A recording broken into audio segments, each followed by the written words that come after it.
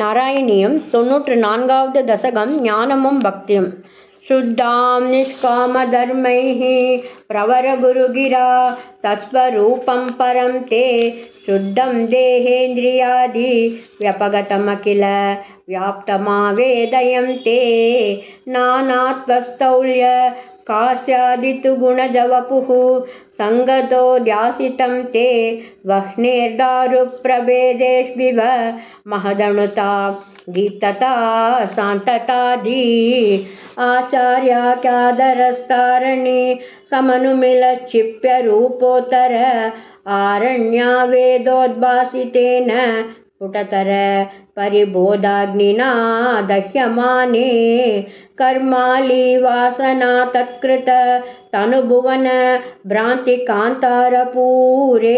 दास्याभावेन विद्यासिकिनि च विरते त्वन्मयी कल्ववस्था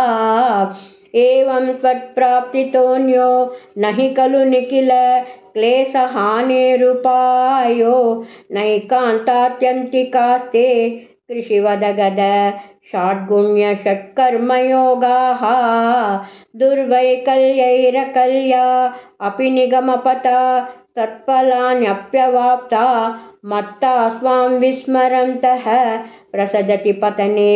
यान्त्यनन्तान् विषादान् त्वल्लोकावन्यलोकः क्वनु भयरहितो यत्पराद्वायान्ते त्वद्वीतः सत्यलोकेऽपि न सुखवसतिः पद्मभू पद्मनाभ एवं भावे त्वधर्मार्जित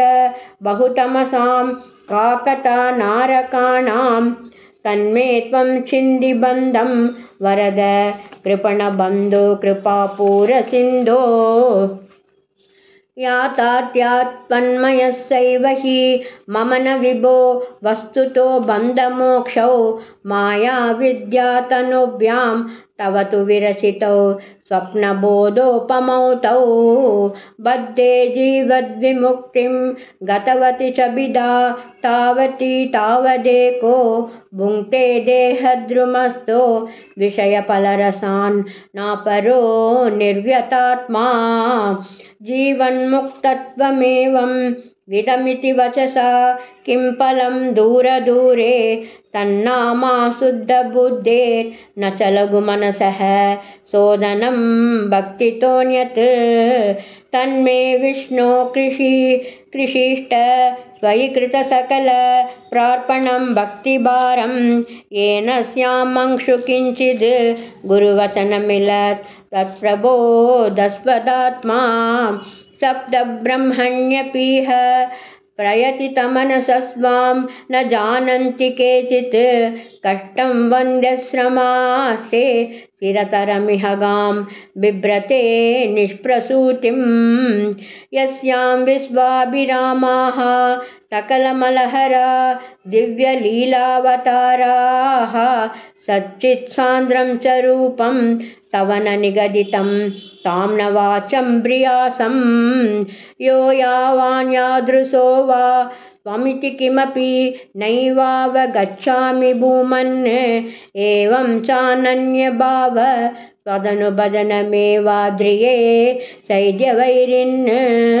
त्वल्लिङ्गानां त्वदङ्घ्रि प्रियजनसदसां दर्शनस्पर्शनादिः भूयान्मे त्वत्प्रपूजा नतिनुतिगुण कर्मानुकीर्त्यादरोऽपि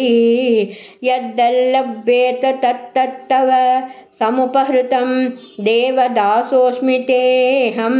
त्वद्गेहोन्मार्जनाद्यं भवतु मम मुहुः कर्म निर्मायमेव सूर्याग्निब्राह्मणात्मादिषु लसित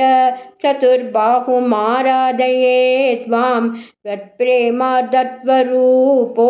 मम सततमभिस्यन्दतां भक्तियोगः ऐक्यं ते दानहोम व्रतनियम तपस्साङ्ख्ययोगैर्दुरापं त्वत्सङ्गेनैव गोप्यः किल सुकृतितमा प्रापुरानन्दसान्द्रं भक्तेष्वन्येषु भूयस्वपि बहुमनुषे भक्तिमेव त्वमासां तन्मे त्वद्भक्तिमेव दृढय हरगदान् कृष्णवातालये स गुरुवायूरप्पा चरणं सर्वत्र गोविन्दनाम संकीर्तनं गोविन्दा गोविन्दा।